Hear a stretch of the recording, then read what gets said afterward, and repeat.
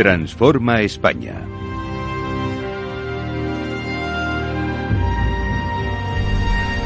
Eduardo Serra, buenas noches. Buenas noches. Un Federico. martes más aquí en nuestros debates Transforma España con la Fundación y hoy contigo hablando de las cuestiones, digamos, más de actualidad, porque esta que vamos a hablar hoy ha sido muy reciente, sí. Además. Hace tan solo unas semanas, si yo no me equivoco, era cuando tomaba posesión la nueva presidenta de México y se producía esa crisis o ese conflicto diplomático entre España y México, a cuenta de que decidió no invitar al rey porque no había pedido perdón. No hemos pedido perdón. Se ve que México no tiene otros problemas ahora mismo que preocuparse por lo que pasó hace 500 años con Hernán Cortés. Le comentaba antes a Reyes, para haciendo una introducción, porque ayer asesinaron en México a un alcalde que llevaba 6 días en el cargo. Un cártel lo asesinó, decapitándolo, además una cosa absolutamente macabra, dejando la cabeza encima de su coche, el cuerpo dentro.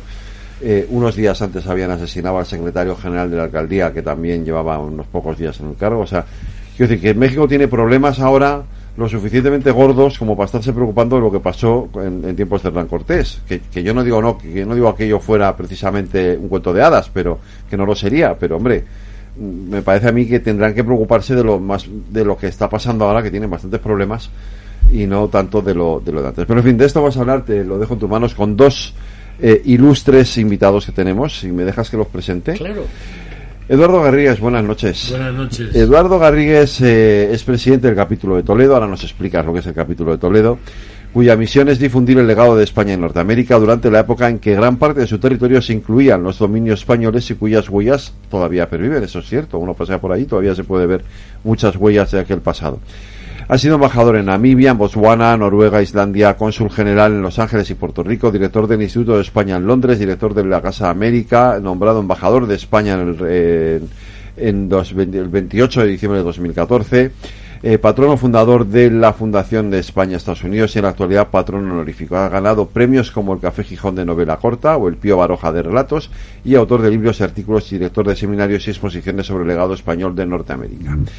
Y Jesús Sainz Muñoz. Jesús, buenas noches. Vicepresidente de Puy du Fou España, un espacio donde el entretenimiento se fusiona con el arte, la cultura y la historia. Licenciado en Derecho por la Universidad Complutense de Madrid, Ciencias Empresariales por ICADE, técnico comercial y economista del Estado. 15 años en el sector público, en Madrid, en Bonn y en Múnich. Consiguió la adjudicación por el BIE París de la Exposición Universal de Sevilla en el 92. 40 años como directivo en el sector servicios, OCDEN, Capital Riesgo, en Adara, y parques temáticos, Parque de Isla Mágica y Parque Warner, y ha sido secretario general de Círculo de Empresarios, y desde el año 93 es vicepresidente de la Fundación Rey Juan Carlos de Nueva York, ¿no? De New York University, sí. De New York University. Muchas gracias a los dos, y Eduardo, como siempre, te toca a ti introducirnos el tema. La introducción. Vamos a ver, yo creo ya lo has dicho tú, el motivo por el que la presidencia española en América del Norte es de máxima actualidad, a pesar de que la carga está en el pasado. Sí. Pero yo creo, alguien dijo que enseñar la historia es la mejor manera para poder entrever el futuro. Uh-huh. Y yo creo que a eso viene, a esa nueva costumbre que están adoptando en México, también en Estados Unidos, donde la foto de mi bisabuelo, Fray Junípero Serra, ha sido vilipendiada. Hace falta poner las cosas en su sitio, no hace falta. Y yo creo que para eso sí hace falta situarnos en la historia. Nosotros que hemos nacido, somos muy viejos, pero hemos nacido alrededor del 40, del 50, somos una generación que ha tenido la conciencia, lo que hemos vivido es un país rechazado, repudiado en Europa durante el franquismo, uh-huh, y que solo en la transición pudo empezar no solo a ser aceptado, sino a ser aplaudido en el resto del mundo. Entonces no tenemos conciencia de un pasado más allá del franquismo. Y sin embargo yo creo que es absolutamente esencial. ¿Qué era España? España en la edad moderna, que va desde 1492 a 1789, es el país más importante del mundo. Para explicar qué era España en aquel tiempo, lo mejor es decir lo que hoy es Estados Unidos. Eso era España. Una cosa que nadie sabe es que tenemos la mejor colección de trajes chinos, porque los chinos dijeran, se lo damos al país más importante. Sí. Bueno, así fue hasta que nos empezaron a derrotar, empezando por Rocroi y el Tratado de Westfalia, que todavía sigue rigiendo las relaciones internacionales, y entonces el resto del mundo occidental se puso en contra de España. Eran los alemanes, y eran los ingleses, y eran los franceses, en alguna manera los italianos, y entonces nosotros hemos asumido esa leyenda negra, que no era más que un arma propagandística, publicitaria, de los que se consideraban incapaces de derrotar a España, pero había que derrotarla de cualquier manera. Segundo punto, ¿a qué se dedicó España durante la Edad Moderna, esos 200 y pico años? Yo creo que España se dedicó a defender la fe católica. Hoy no se puede decir mucho, pero luchamos en Lepanto contra los árabes, luchamos en Alemania contra los herejes, luchamos en todos lados con tal de defender la fe católica, que además no era un asunto nuestro, de ser algo era un asunto italiano. Entonces eso nos ha costado toda la mala prensa, toda la leyenda negra que, como digo, nosotros hemos ido asumiendo. Entonces hoy nos encontramos que, a mi juicio, por primera vez, las juventudes españolas, que llevan un tiempo ya, 40 años, saliendo con el programa Erasmus y no sé qué, ya no tienen que decirles cómo son ellos de tontos, ellos lo saben muy bien. Y saben que no son más tontos que nadie. Tampoco digo más listos que nadie, pero no más tontos que nadie. Simplemente que cogió el cambio de era y España ha sufrido las consecuencias. Entonces, yo creo que esto que contabas de la presidencia de México es uno de los últimos rebrotes, y diré por qué digo los últimos, de este sentimiento antiespañol. Son los últimos porque en el fondo no tienen ninguna razón. Los españoles que fueron a América son el padre y el abuelo del presidente y de la presidenta, no de los nuestros, que nunca se movieron de España. Entonces ellos están. Segundo, bueno, pues no llevamos la civilización, pero nosotros quitamos los sacrificios humanos, donde a las jóvenes vírgenes aztecas les quitaban el corazón antes de matarlas. Bueno, pues si eso es una muestra de civilización, que venga Dios y lo vea, yo no me lo creo. Entonces, ahora estamos embarcados en una historia que es decirle a la gente la verdad, al menos nuestra verdad, y que nos dejen ya de leyendas negras que tenemos hasta la saciedad. Entonces yo creo que Jesús Sainz, como vicepresidente de Puy de Fou, España, es un espectáculo que yo, por mi cuenta, recomiendo a todo el mundo. Hemos estado hace poco más de 2 semanas y, aunque Jesús no lo dice, ha tenido todos los grandes premios de los parques temáticos del mundo.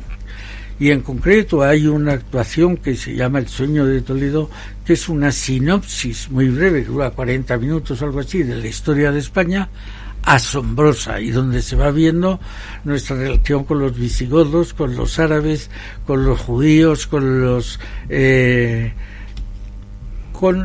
todos aquellos enemigos europeos, después de haber tenido nosotros en Toledo la Escuela de Traductores. Yo creo que Jesús nos puede contar qué han pretendido y qué pretenden con este parque.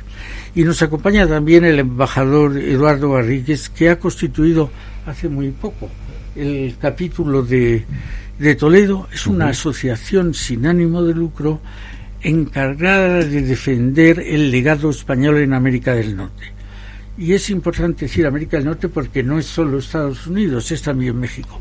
Eduardo y yo nos conocimos en Los Ángeles, donde, como ha salido, él fue agregado cultural y yo iba para la primera edición que se presentaba España de la Copa de América, y allí nos conocimos, y ya entonces vi el cariño que tenía a esas esas tierras. Yo creo que es difícil encontrar dos personas más preparadas en este ámbito.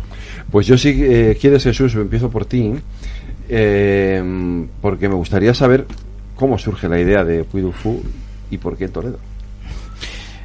Bien, surge, bueno, esto es, el parque viene de Francia, es decir, existe en Francia hace ya más de 40 años, es algo que comenzó un joven idealista, era Philippe de Villiers, que en aquellos 26, 27 años salía de la ENA, de la Escuela de Administración Pública, de donde salen los ministros y los presidentes en Francia, como Macron.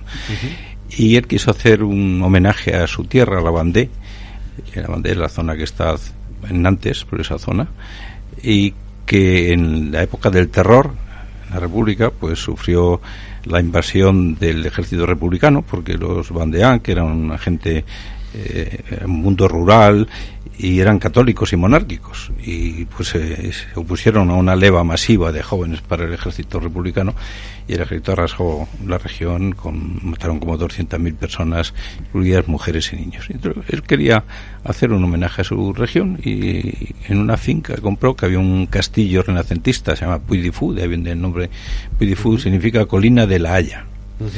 Bueno, pues ahí creó un espectáculo nocturno en verano con voluntarios de la región. Empezó con 600, hoy hay 4.000 a día de hoy, pues se sigue haciendo el mismo espectáculo con voluntarios. Y después, unos años después, él era secretario de Estado de Cultura con Chirac y le encargó que se ocupara de negociar con Disney el establecimiento de Disney en París. Entonces le dice, bueno, pues voy a hacer un parque de día como Disney en la misma finca donde hacemos el espectáculo nocturno en Francia. Bueno, esto fue creciendo poco a poco, porque la propiedad de todo esto es de una asociación sin ánimo de lucro a la que pertenecen los 4.000 voluntarios del espectáculo nocturno, y eso ha hecho que hayan ido reinvirtiendo todos los beneficios. A día de hoy el parque recibe 2.600.000 visitantes y está a 400 kilómetros de París. Es el segundo parque más visitado en Francia después de Disney.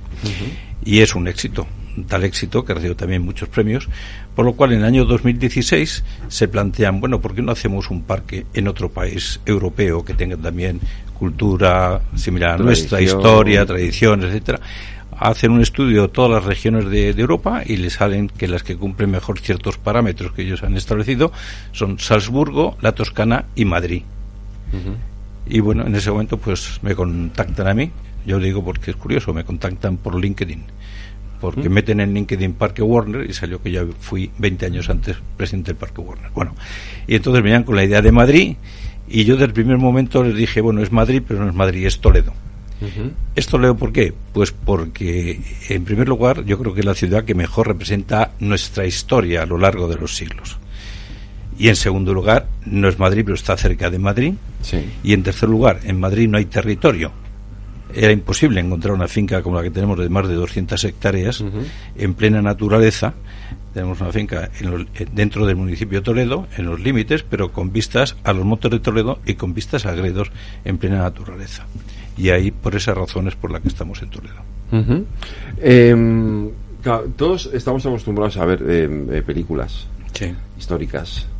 Yo recuerdo un clásico como El Cid Campeador de Charlton Heston, que dice que la película estaba muy bien, pero tenía más errores históricos que falta de ortografía de un niño de 7 años. Pero ¿cómo se evitan esos errores históricos en un espectáculo como este? Bueno, de entrada tenemos una comisión que nos asesora de expertos, de arqueólogos, historiadores, etcétera, para no cometer errores históricos en nuestros espectáculos. Pero aparte de eso, debo aclarar que no somos historiadores, aunque procuramos no cometer errores históricos, sino que nosotros no contamos la historia, sino lo que llamamos la cultura popular. Es decir, la historia aderezada con los mitos, las leyendas, las tradiciones, las costumbres.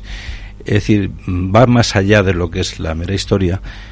Decimos que venimos a suplir quizá el papel ese del abuelo que a la luz de la lumbre de la chimenea les contaba a sus nietos esa transmisión oral de las leyendas del pasado, de su patria chica, ¿no? Pues nosotros venimos a contar, es decir, recuperamos, por ejemplo, por contar algo que es muy particular, una institución, los mangas verdes, o sea, la Guardia Civil, la beneficencia que había en los Montes de Toledo en la época de los Reyes Católicos, pues la hemos recuperado, y los mangas verdes son ahora nuestros acomodadores, los que atienden a los visitantes, y a través de esta de adquirir esta institución, de renovarla, pues es como la gente se entera ahora por qué decimos a buenas horas mangas verdes, porque esta especie de Guardia Civil, cuando les llamaban, cuando había un conflicto o un problema, siempre llegaban tarde. Entonces de ahí viene a buenas horas mangas verdes. Mira, pues esto es parte de nuestra cultura popular, claro. Un ejemplo muy sencillo, pero... ¿Cuál es el propósito real de hacer un parque temático sobre la historia de España? Bueno, en primer lugar tenemos que entretener, porque si queremos que el parque funcione y que sea un proyecto económicamente viable, tiene que ser un entretenimiento que tenga atractivo para que el público nos visite, ¿no? Y entonces nos entretenemos con espectáculos, que es como asistir al rodaje de una película histórica en directo, con mucha acción, con muchos efectos especiales. Eso, lo primero, tenemos que ser entretener, y entretenemos además a todos los públicos, que eso es algo muy particular de este parque, que los espectáculos son para todos los públicos, de manera que la familia llega al parque todos juntos y se pasan el día juntos haciendo el mismo programa. Los espectáculos gustan a los niños de 3, 4, 5 años que no entienden obviamente de qué va, pero es igual, tiene tal acción, tal energía, los caballos, los efectos especiales, que los niños pequeños ni siquiera pestañean. O sea, primero, entretener para todas las edades. En segundo lugar, esto sí ya es algo que pretendemos, es despertar el interés por conocer mejor nuestra historia. Los visitantes que van a Puy du Fou salen de allí sorprendidos de muchos aspectos de nuestra historia que desconocían, y aquí hay un aspecto muy particular que creo que merece la pena subrayar. Cada año más, pero este año hemos tenido 110.000 escolares, es decir, ya centros escolares de toda España que vienen al parque a pasar un día que es un día lectivo, es decir, los niños después tienen que ir con su blog y con su bolígrafo, porque tienen que hacer deberes después de lo que aprenden a través de nuestros espectáculos. Y en tercer lugar, queremos emocionar. Es decir, queremos emocionar en el sentido de que los espectadores, los visitantes, salgan orgullosos de nuestra historia. Philippe de Villiers, cuando inauguramos el parque, el primer año, él, en sus palabras, dijo: la medida del éxito de Puy du Fou en Toledo no será por la tesorería o el beneficio que genere, sino por el volumen de las lágrimas que derramen los visitantes españoles. Porque ¿cómo impacta en el espectador? Pues impacta de manera muy positiva, porque de entrada nosotros hacemos unas encuestas a salida del parque y todos los espectáculos lo califican entre 9 y 10. Entre 9 y 10, todos los espectáculos. Pero después lo más importante es que el 98% dice que va a recomendar la visita. O sea, el 98% de los visitantes. Eso es altísimo para cualquier parque. Y de entrada, ¿eso qué significa? Que los visitantes son nuestra mejor herramienta de marketing, mediante el boca a oreja. El boca a oreja, porque y cada vez vienen más visitantes. El año, cuando empezamos con el Parque Día, el año 21, en pleno COVID, empezamos con 600.000 visitantes. El año siguiente, todavía con algunas restricciones de COVID, 900.000. Y el año siguiente, más de 1.100.000. Y este año vamos a llegar casi al 1,5 millones. Entonces, es el efecto multiplicador que tiene que los visitantes, todos prácticamente recomiendan la visita. Y después hay otro porcentaje también que es inaudito en los parques temáticos, es que el 70% dice que va a repetir la visita. Eso también, y además es que lo comprobamos, que hay personas que han venido ya 3 o 4 veces en 4 años. Jesús, ¿y los temas cómo se escogen? ¿Quién decide? Bueno, pues hoy vamos a hacer un espectáculo sobre el Cid, o mañana sobre los Reyes Católicos, o yo qué sé. Bueno, los visigodos. Puy du Fou se compone de de dos espacios. Uno es el parque de día. El parque de día es como un parque temático, es decir, pagas una entrada, entras. Lo que pasa es que no hay montañas rusas, no hay atracciones, solamente hay espectáculos en vivo sobre la historia de España. Son espectáculos de media hora sobre hitos o personajes de nuestra historia. Entonces, cuando abrimos el 21, pues prácticamente el primer espectáculo, digamos, en orden cronológico, era uno de Cetrería de Reyes, que lo situamos en la época de la batalla de Simancas y Abderramán III, el siglo IX, el 10, después tenemos al Cid, después tenemos a Colón, siglo XV y XVI, y después a Lope de Vega, siglo XVI y XVII, es decir, vamos del siglo IX hasta el XVII. El año 23, el año pasado, inauguramos un espectáculo nuevo sobre Recaredo, a finales del siglo VI. El año que viene abrimos un espectáculo, porque vamos abriendo espectáculos periódicamente, el parque está en crecimiento permanente. Abriremos uno sobre la invasión napoleónica, principios del XIX. Es decir, que vamos extendiendo, algún día llegaremos también a los romanos, haremos un circo romano como hay en Francia. Es decir, queremos ampliar en el tiempo los personajes que vamos eligiendo para que tratemos nuestra historia desde la incluso prerromana hasta el siglo XIX, eso en el parque de día.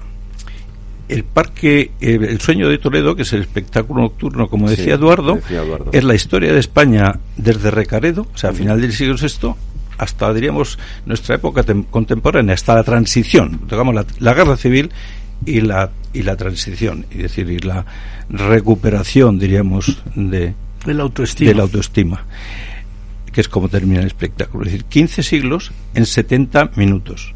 Pero hacemos un espectáculo a aire libre, que el escenario son 5 hectáreas, con 200 actores, que cada uno de ellos hace 8 o 10 papeles, o sea, 10.000 papeles entre 200 actores, están entrando y saliendo continuamente en escena, cambiando de vestimenta, por supuesto. Y después, con una tribuna, que empezamos el año 19 con 4.000 asientos, y hemos ido subiendo a 5, 6 y 7.000, y ahora ya son 7.000 asientos, ya no puede crecer más. Pero puedo decir que muchos días, concretamente los viernes y sábado, todo el mundo me dice, no se puede ir a Puy du Fou, nunca hay entradas. Y bueno, no hay entradas los viernes y sábado, pero miércoles, jueves y domingo no llega a llenarse, aunque hay 4 o 5.000 personas, que no está mal para un miércoles o un jueves entre semana o para un domingo, ¿no? Entonces, por eso digo que el Sueño de Toledo es nuestra historia a lo largo de esos 15 siglos. En cambio, el parque de día son espectáculos sobre personajes que ahí sí vamos eligiendo en función de la importancia del momento histórico o la importancia del personaje que tratamos, ¿no? Eduardo Garrigues, te voy a pedir que te acerques un poquito más del micrófono y lo bajes un pelín para que esté a la altura de tu... Eso es. Muy bien. Empieza por contarnos qué es el capítulo de Toledo. Me gustaría empezar agradeciendo a Eduardo Serra la presentación y también a Jesús Sainz. Ambos son miembros del capítulo de Toledo.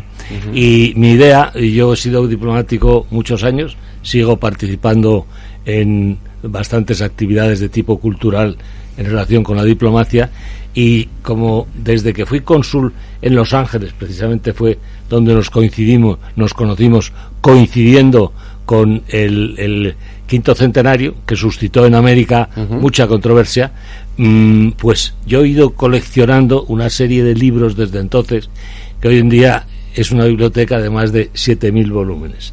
Y aprovechando eso, la biblioteca, y el hecho de que la sede del capítulo de Toledo está en un sitio muy emblemático, en Toledo, en la plaza de Santo Domingo el Real, que era el sitio favorito de Gustavo Adolfo Bécquer, donde escribió varias de sus leyendas, y luego más recientemente era el sitio donde partían las excursiones nocturnas de lo que se llamaba la Orden de Toledo, que era, en realidad era un ejercicio más bien lúdico, pero con personalidades tan importantes como Luis Buñuel, como Federico García Lorca, Salvador Dalí, amantes de Toledo, y que se paseaban a altas horas de la noche, a veces se ponían una sábana como fantasmas y tal. Luis Buñuel se autodenominaba el gran maestre de la Orden de Toledo. Pero en fin, eso me dio a mi pie para, en ese mismo ambiente, intentar reunir a un grupo de personas interesadas por difundir y defender el legado de España, lo ha dicho bien Eduardo Serra, en Norteamérica, que no es solo Estados Unidos, donde yo he estado en puesto 3 veces, sino también México y, por supuesto, Canadá. Y ligando un poco con lo que se ha dicho antes aquí, yo creo haber conocido relativamente bien México, donde he viajado mucho, he publicado, sobre todo conocía en Nuevo México, que en realidad hasta que por el Tratado de Guadalupe Hidalgo se convirtió en Estados Unidos, pero ahí se mantienen todas las tradiciones españolas y algunos de los nuevos mexicanos se siguen considerando españoles, porque como dicen ellos, nosotros no cruzamos la frontera fue la que nos cruzó a nosotros, y es emocionante. Y yo he tenido ahí una casa y realmente merecía la pena estar ahí porque estaban conservando algunas de las tradiciones que se habían perdido en España y que se mantenían en ese espacio. Entonces, a mí me parece importante que un grupo de personas relativamente reducido, pero de gran prestigio, y personas que conocen la historia de España, puedan ayudarnos a proyectar y a plasmar esas ideas e intentar hasta cierto punto destruir los estereotipos negativos que, como comentaba Eduardo Serra, pues por una serie de razones no solo se han proliferado fuera de España, sino que al final en España nos hemos llegado a creer ese mito, y entonces lo primero que tenemos que hacer es que los españoles conozcan que nuestra historia es algo de lo que podemos estar muy orgullosos. Pero Eduardo, ya existen asociaciones que hacen esto, o no, o era importante crear una asociación con este objetivo. Lo cierto es que yo he sido, por ejemplo, secretario general de la Fundación Consejo España Estados Unidos. He dirigido 2 centros culturales, el Instituto de España en México y la Casa de América en Madrid. El problema de las instituciones oficiales es que en muchos casos se sienten un poco aerrojados. Ocurre un problema como el que ha ocurrido ahora con México y están mirando de reojo y viendo qué es lo que va a hacer las instituciones oficiales y no se atreven del todo a decir lo que piensan, cosa que, bueno, por ejemplo, hemos tenido a Su Majestad el Rey, que ha hecho declaraciones muy interesantes con motivo de la reunión de las distintas academias de historia, pero la verdad es que algunas de estas instituciones a veces practican un silencio culpable, y en cambio una institución pequeña, pero totalmente independiente como la nuestra, pues puede dar un paso para adelante. Yo os contaba al principio este ejemplo del alcalde de México, de una ciudad que no me acuerdo el nombre, pero claro, hay una enorme México está muy preocupados por lo que pasó hace 400 años, pero la realidad es que lo de hoy sí que debería ser lo que preocupara, ¿no?, a sus dirigentes políticos, y no lo que pasó hace ya 4 siglos o 5. A mí me parece un milagro que, por supuesto, los gobiernos tienen la capacidad de intentar imbuir a su pueblo, a sus votantes, pues una serie de ideas, pero yo que he visitado mucho México, donde en el mismo distrito de México ves una urbanización de superlujo, y en el barrio de al lado hay gente que literalmente se está muriendo de hambre. Entonces, a mí me resulta muy difícil pensar que se pueden creer esa terrible contradicción, pero de alguna forma el tema viene ya de largo, porque cuando nos echan en cara no haber tratado bien al indígena y tal, en contra de lo que verdad ocurrió. Yo entre los libros más valiosos tengo una edición original de lo que fue la polémica entre Bartolomé de las Casas y Ginés de Sepúlveda. Tengo el libro original, y realmente el que un emperador entonces dice, vamos a parar un poco lo que es la conquista y colonización y vamos a ver si tenemos derecho para ello, a mí me parece que solo ese tema es como para estar muy orgulloso, y nosotros lo que intentamos en el capítulo de Toledo es intentar que más gente se entere de esas cosas. Hablando de estas cosas y de Estados Unidos o de Norteamérica, en 2026 se cumple el 250 aniversario de su independencia. Sí, es un buen momento para intentar, lo cual no es ninguna exageración. Si no hubiera existido España y si no hubiera habido una ayuda de España a la guerra contra Inglaterra, ese país, no digo que no existiría, pero hubiera evolucionado de otra manera. Si miramos un poco el mapa y nos damos cuenta que el principal, la persona que dirigió las campañas en el sur, Bernardo de Galvez, primero conquistando ambas orillas del Mississippi y luego el Golfo de México con la toma de Mobilia y Pensácola, si no hubiera habido ese papel importantísimo de España, los ingleses hubieran agarrado a los líderes rebeldes en una tenaza y hubiera sido imposible. Hay cosas que la gente no conoce y que me encantaría de alguna forma que se difundiese más. Por ejemplo, la famosa batalla de Yorktown, que fue la que teóricamente ya acabó la guerra, porque ahí ya se dieron cuenta los ingleses que no podían dominar al ejército rebelde, había sido financiada por España mediante una donación de Francisco Saavedra, que le llevó al almirante de Grasse, que sirvió para bloquear la presencia de la flota inglesa. Entonces, esas cosas es que no se conocen. Yo creo, a mí me parece que la ayuda española merece la pena estudiarla a fondo y difundirla en España, porque en Estados Unidos se desconoce casi totalmente. El Marqués de Lafayette es un mito. Se hacen escuadrillas de aviones en su nombre, se hacen grandes almacenes en París, y en cambio, dices, Bernardo de Galvez sí ha sido últimamente reconocido como ciudadano honorífico de los Estados Unidos, pero muy recientemente. A Lafayette lo era mucho antes. Entonces yo, que he vivido, como decía antes, bastante tiempo en España, creo que existen razones objetivas y subjetivas para esa falta de reconocimiento por parte de los ciudadanos de los Estados Unidos. Las objetivas es que España en ese momento, a diferencia de Francia, que había perdido en la guerra anterior de los 7 años todas sus posesiones en Norteamérica, seguía siendo una presencia importante. Todo el país que quedaba al oeste del Mississippi era español, con lo cual nos convertimos rápidamente de aliados en rivales. Eso es una razón objetiva indiscutible. Pero había razones subjetivas. No olvidemos que el famoso libro de Robertson sobre América se publica al mismo tiempo que la guerra con Inglaterra, y entonces lo que ha ocurrido hoy es que incluso los líderes a quienes estamos ayudando tienen todavía están alimentados por esa mentalidad, por esos prejuicios que han sido imbuidos por la cultura anglosajona. O sea que hay razones objetivas y razones subjetivas.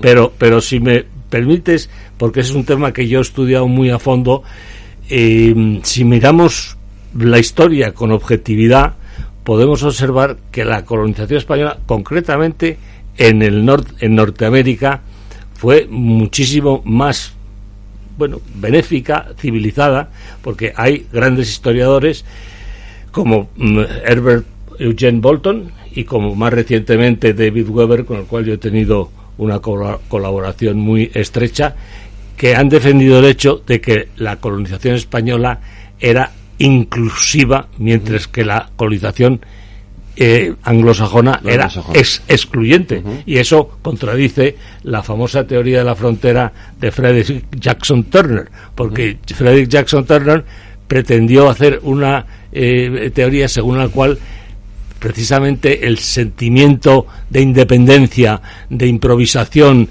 de valor de el súbdito americano precisamente está formado por el hecho de haber recorrido y dominado esos vastos territorios del oeste. Entonces yo lo que creo es que no estaban, ya más lo han dicho Patricia Limerick y otros importantes historiadores, los estadounidenses que fueron hacia el oeste no estaban recorriendo un espacio vacío, estaban recorriendo un espacio donde existían los indígenas y los españoles. Y en ese sentido tengo una cita corta que, si me permitís, leeré, que es del historiador Henry Adams, que no es nada menos que el nieto de John Quincy Adams, presidente. O sea, no era antiamericano. Y lo leo rápidamente.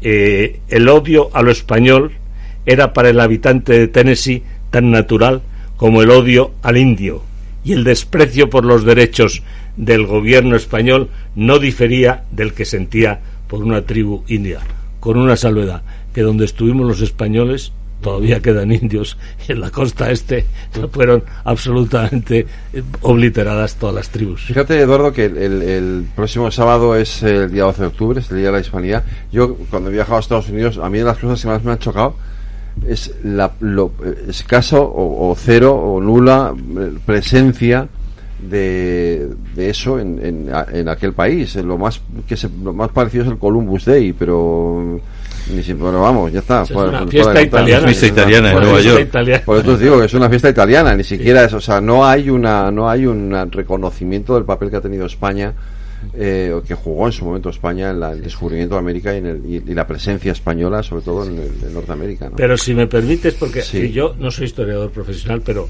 he aprendido mucho de los historiadores con los que he convivido y sí, trabajado, como el propio Sir John Eliot y tal. Y tenemos un poco la culpa también los españoles, porque la postura del gobierno de la corona española en ese momento fue bastante ambigua. Sí. Y al principio se trataba de una ayuda secreta, tan secreta que los propios beneficiarios no estaban enterados de lo que les estábamos dando. Sí. Eso fue durante muchos años. Ya en el 79 entramos en guerra, una guerra que no nos convenía y que algunos historiadores piensan que no hubiera debido ocurrir, pero indudablemente quedaba esa secuela de que España no había contribuido de una forma tan espontánea y tan inmediata como lo había hecho Francia. Por una sencilla razón, Francia no tenía nada que perder. Ya. Y nosotros sí. Sí, no, yo creo que eso que dice Eduardo es muy verdad. España, como he dicho al principio, era el malo. Era el que defendía la unidad de la fe cuando 2 años después de que Carlos V llegara con el propósito de mantener la unidad de la fe en el imperio, Lutero planta sus tesis en Alemania y rompe la unidad de la fe. Pero más allá de eso, España éramos los malos. Por ejemplo, nosotros no tuvimos colonias. Le preguntas hoy a la gente las colonias y te dice México y Argentina. No es verdad. Eran virreinatos, formaban parte del imperio, no como Inglaterra u Holanda, que tenían la metrópoli y las colonias. Nosotros no tuvimos colonias. Eran provincias, Eran provincias. Y cuando se hace la Constitución de Cádiz, lo que se le pide a la gente es que vengan desde el otro lado a votar qué le parece bien. Tenían exactamente los mismos derechos. Incluso la Constitución dice españoles de las dos orillas. Y eso se ha ocultado porque éramos los malos. Entonces en algún momento hay que salir y decir, oiga, no, esto no es verdad. Los indios. Acaba de venir por España el indio Jerónimo. No sabía yo sí, esto, sí. El nieto, bueno, no será el indio, nieto del... Vale. Pero claro, que viene a dar las gracias a España. Y él cuenta, los españoles nos defendían. Él se llamaba Jerónimo porque su tutor era de la orden jerónima. Y él adoraba a los españoles. Éramos muy malos, porque matábamos a los indios a caballo. La verdad es muy distinta. Los españoles les enseñamos a los indios a montar a caballo y se los cargó el general Custer. Es decir, se ha dado completamente la vuelta. Ahora cuesta más trabajo volver a dar la vuelta y decir, oiga, que si hay una colonización que fue mejor que las demás, fue la española, después del Imperio Romano, que es el recuerdo que tiene todo el mundo. Pero hay un detalle.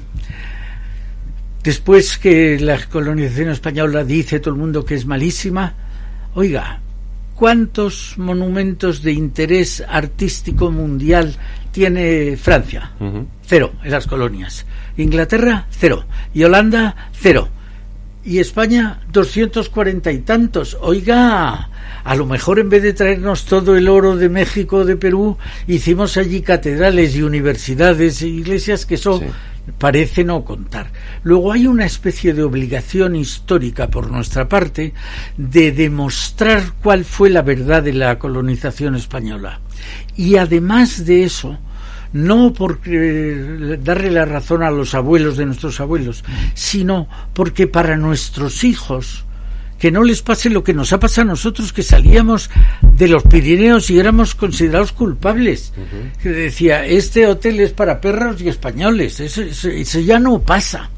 Es esta generación que vienen ahora, esta y la siguiente, lo que sea, las que pueden redimir el tema de la historia española, y les interesará a ellos, que entonces se podrán ver catapultados a otras misiones.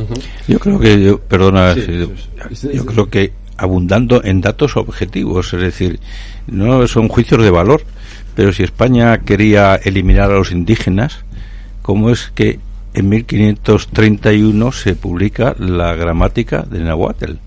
Un año después de la gramática francesa y 50 años antes que la gramática inglesa. Es decir, eso no tiene ningún sentido. Y todas las aperturas de las universidades, el primer hospital en México, Hernán Cortés, en 1521, que sigue siendo hospital, que sigue siendo el edificio como un hospital. 80 años antes me parece que era el primer hospital americano. Voy a hacer una pequeña pausa para la publicidad y entramos ya en un poco en la materia de esto.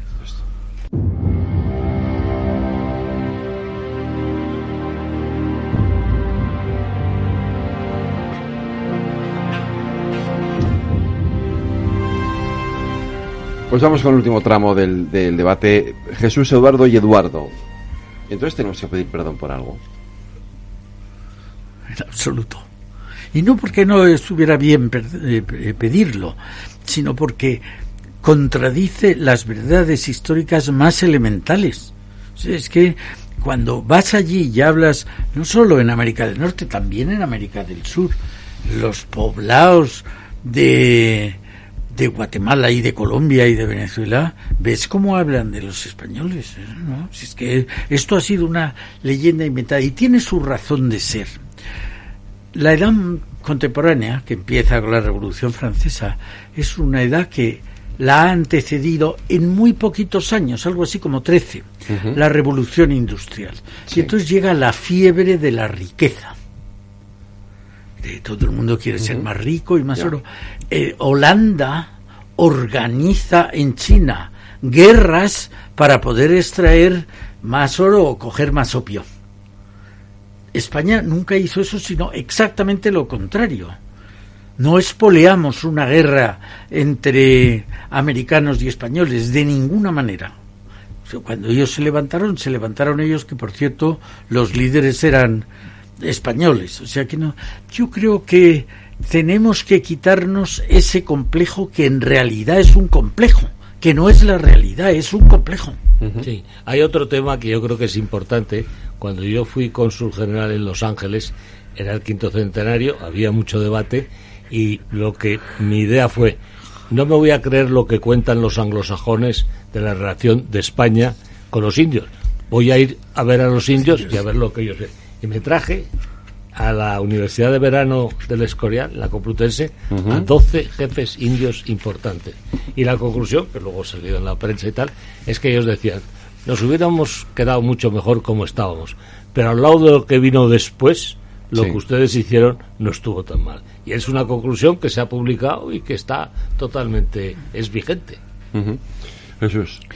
Yo estoy totalmente de acuerdo. Es decir, cuando España llegó a América, no se conocían. Es decir, lo que es ahora América no se conocían antes las tribus indígenas. Los incas no conocían a los aztecas y los guaraníes. Es decir, no había conciencia que eran parte de un continente. Y gracias a la llegada de España, a través de, sobre todo del idioma, que en estos momentos pues lo hablan más de 400 millones de personas desde México hasta el sur, hasta la Patagonia, ¿no? Y eso, el llevar la cultura también, y llevar, de alguna manera, digamos que la civilización, como decía Eduardo, el acabar con los sacrificios humanos de los aztecas, que hay, hay historiadores que dicen que eran como 20.000 personas al año y otros llegan a 200.000, aunque fueran 20.000. Parece que es una cantidad enorme, teniendo en cuenta la población de aquellas tribus indígenas en aquella época, ¿no? Entonces yo insistía antes, es que los datos son los datos, como decía Eduardo, lo que dejó España allí de hospitales, universidades, iglesias, catedrales, todo tipo de edificios civiles. ¿Para quién? Para los indígenas. Si los españoles, es una minoría la población española que se fue a América, eran básicamente indígenas o después ya el producto del mestizaje, que obviamente fue la manera en que la población creció a través del mestizaje. Es decir, pero hay otro dato histórico también, que es algo que también en España nos echan siempre en cara, la expulsión de los judíos. Bueno, los judíos en Inglaterra los habían expulsado en 1290, los ingleses, y en Francia en 1306. Y en España fue en 1492. Parece que fue la única expulsión de los judíos que ha habido. Eso mismo, ¿claro? Porque éramos los malos de la Edad Moderna, los buenos de la Edad Moderna, que nos convertimos en los malos de la Edad Contemporánea. Yo tengo una anécdota. En verano del 92, cuando tú estabas en Los Ángeles, yo estaba veraneando en Maine, justo en la otra punta, al noreste de Estados Unidos. Y los anfitriones dijeron: vamos a dar una fiesta en casa en honor. Pues vinieron unos cuantos amigos, seríamos 20 o 30. Y dijeron, uno se me acercó y me dijo: bueno, la verdad es que ustedes fueron muy crueles con los indios. Digo, tiene usted razón, fuimos muy crueles y no lo hicimos bien. Bien lo hicieron ustedes, que mataron a todos. Nosotros... el mejor indio es el indio muerto. Hay un tema que yo quería añadir. La razón por la que a muchos gobiernos hoy en día, yo le llamo Iberoamérica, no Latinoamérica, que es un término inventado por los franceses, la razón por la que ellos de alguna forma comparten y defienden esa tesis totalmente falsa es que en definitiva los que trataron mal a los indios, los que expoliaron de sus terrenos, fueron los criollos que se hicieron independientes. Y eso, bueno, yo he conocido mucho a Octavio Paz y los otros, Enrique Krauze y tal, y el propio Carlos Fuente, reconocen que el tratar mal al indio, en el expulsarle de su tierra, vino después de la independencia. Yo, ahora que mencionas lo de Latinoamérica, que es una idea francesa, ¿no? Francia, ¿dónde puso el pie en América? En Haití.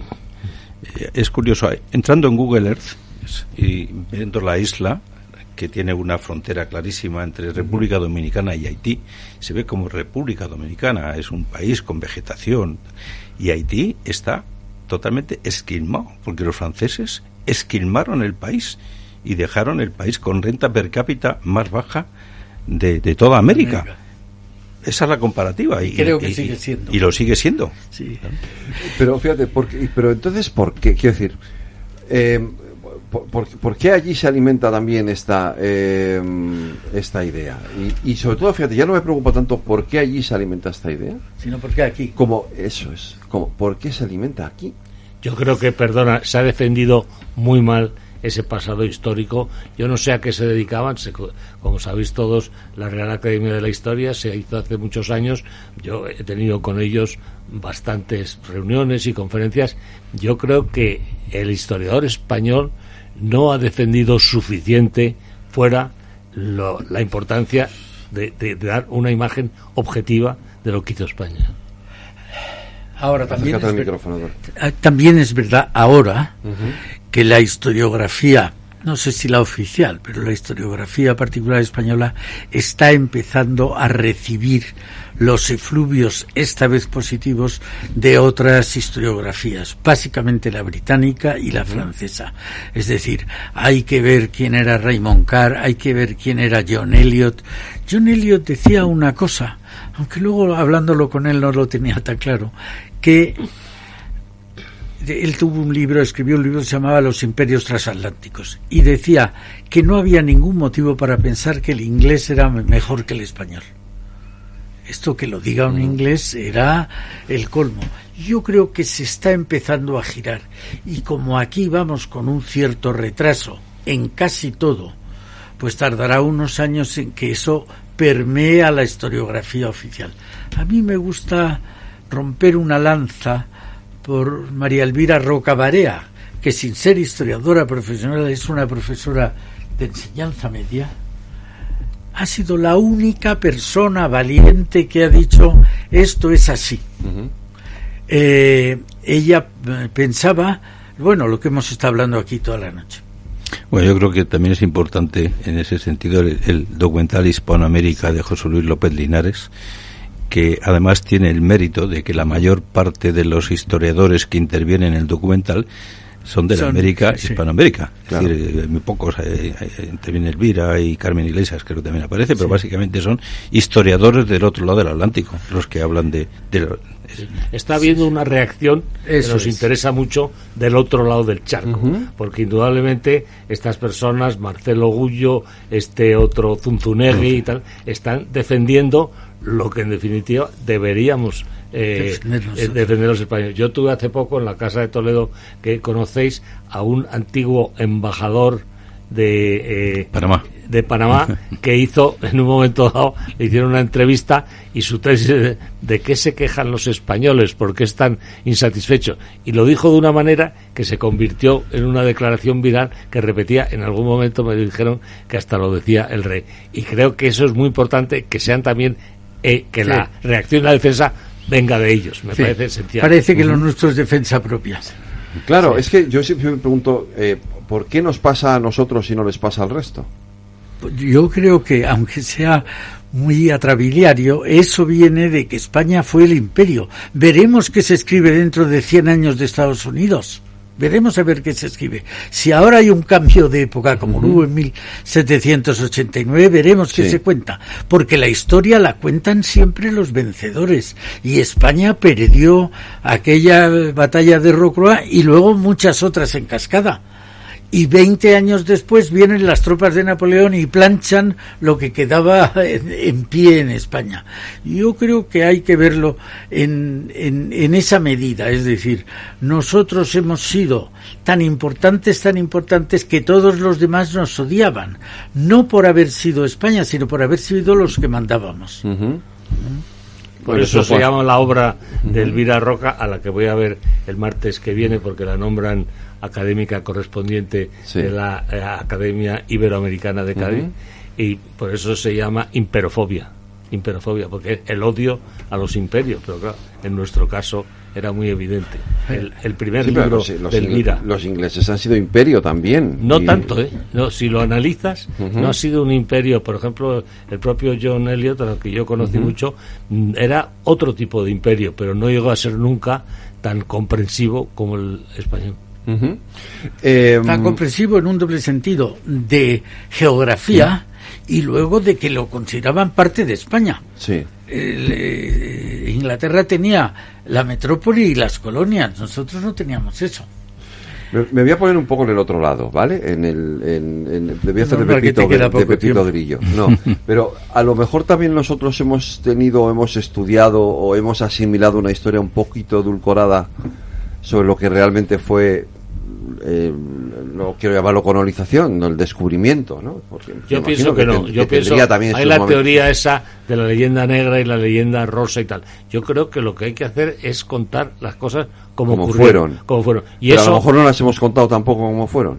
No, pero lo que ha ocurrido es más bien, yo creo que en la reacción de muchas personas, incluyendo en España, lo que hay es una dosis de ignorancia absoluta. Y yo creo que también a mí me gusta hacer un relato objetivo. Por ejemplo, yo escribo una novela histórica sobre Bernardo de Gálvez, que ha comentado favorablemente el propio John Eliot y tal, e intenté, la mejor crítica que tuve es que era un héroe de carne y hueso. Tenía sus defectos, metió la pata en muchas cosas, pero en definitiva fue una persona importante y que gracias a él se pudo conseguir la independencia. Entonces, yo creo que la palabra clave es objetividad. Jesús. Yo estoy totalmente de acuerdo. Yo creo que, y quizá hay que echar la culpa aquí, que entre los intelectuales españoles más bien se ha asumido la leyenda negra más que la leyenda rosa. Y ahí viene que, bueno, pues el resto del país, quizá por ignorancia también, se ha asumido como un hecho cierto, lo que en verdad, viendo los hechos, datos objetivos, que es todo lo contrario, ¿no?